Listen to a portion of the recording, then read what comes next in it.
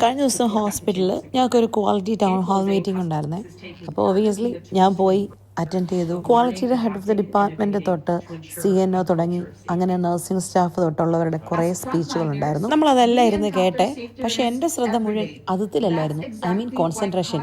നമ്മുടെ കോൺസെൻട്രേഷൻ എവിടെ മീറ്റിങ്ങിന് രജിസ്റ്റർ ചെയ്തപ്പോഴേ അവരൊരു ടോക്കൺ തന്നെ. എന്ന് വെച്ചാൽ ഈ മീറ്റിംഗ് കഴിഞ്ഞിട്ട് ഒരു റാഫിൾ ഡ്രോ ഉണ്ട്. അപ്പം ഇനി നമ്മുടെ ടോക്കണങ്ങാരും വിളിച്ചാലോ എന്നുള്ള ക്യൂരിയോസിറ്റി കാരണം ഞാൻ ഇങ്ങനെ കേട്ടോണ്ടിരുന്നു കേട്ടോ.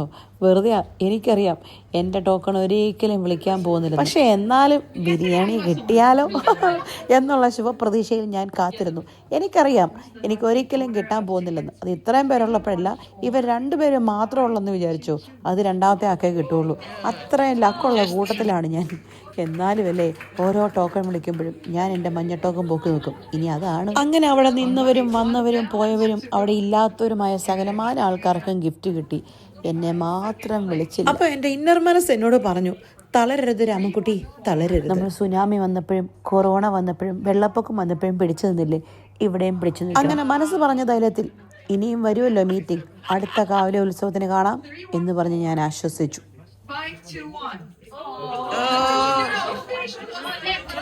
റാഫിൾ ഡ്രോ കിട്ടിയില്ല.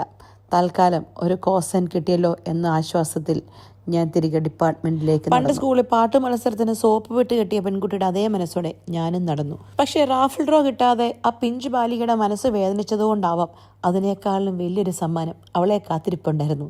അതേ സുഹൃത്തുക്കളെ, നിങ്ങൾ നോക്കൂ. Again appreciation certificate, outstanding performance for the month of March. എനിക്ക് മേല. അതാ പറയുന്നത്, ചില കാര്യങ്ങൾ നമുക്ക് നഷ്ടപ്പെടുമ്പോഴേ നമ്മൾ വിഷമിക്കരുത്. നമുക്ക് അതിനേക്കാളും വലുത് തമ്പുരാൻ കാത്തു വെച്ചിട്ട് കാണും. നമ്മൾ നമ്മുടെ 100% കൊടുക്കുക, ബാക്കിയൊക്കെ പുറകെ വന്നോളൂന്നേ. അപ്പോഴേ ഞാൻ മുമ്പേ പറഞ്ഞത് ഇങ്ങനെ തിരിച്ചെടുക്കുവാണേ.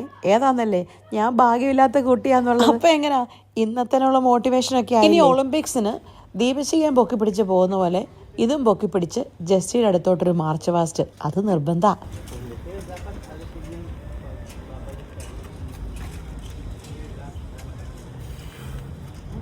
എല്ലാ മാസം മേടിക്കുന്നുണ്ടല്ലോ. അതാണ്